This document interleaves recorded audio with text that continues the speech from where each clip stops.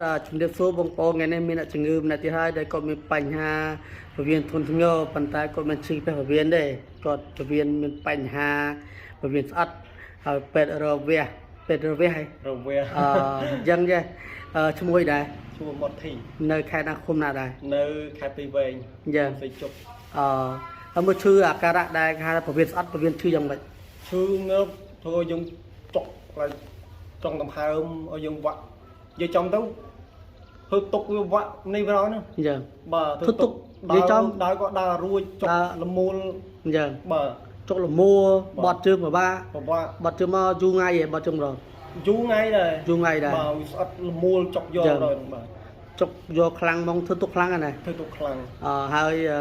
ទៅពេទ្យថាម៉េចពេលគេថាគេនេះទៅគេថាពវៀនស្អិតពេទ្យទាវះតែវាថាអ្នកផ្ទះគាត់មើលទៅដាក់ក្រុមមួយថ្ងៃមើលអីមួយថ្ងៃគាត់ថាមើលទៅមិនស្រួលអត់ហ៊ានឲ្យកូនវាទេហ្នឹងហើយខ្លាចណាខ្លាចខ្លាំងចេញអានោះវាទៅស្រួលវាបត់ជិះតាមពោះហ្នឹងហ្នឹងហើយអញ្ចឹងហ្នឹងហើយអញ្ចឹងបងប្អូនណាដែលមានបញ្ហាពវៀនស្អិតហ្នឹងគេហៅទល់លមួកទល់ខ្យល់បត់ជើងចុកពោះឆ្អល់អញ្ចឹងណាចឹងគាត់ជាណាលេងនេះណាជាប្រវិរយណាបាទអត់មានសម្ដែងណាបាទអត់មានសម្ដែងថតអីណាទេពិតបាទហ្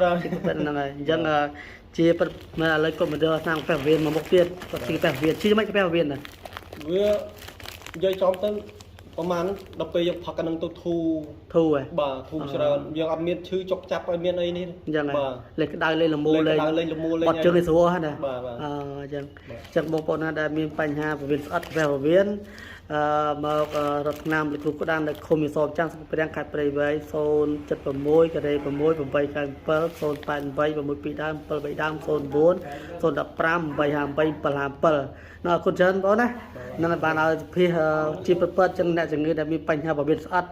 ទល់ខ្យល់ទល់មាត់បត់ជើងមកដូចបងអូនជា100%អរគុណច្រើនបងបាទ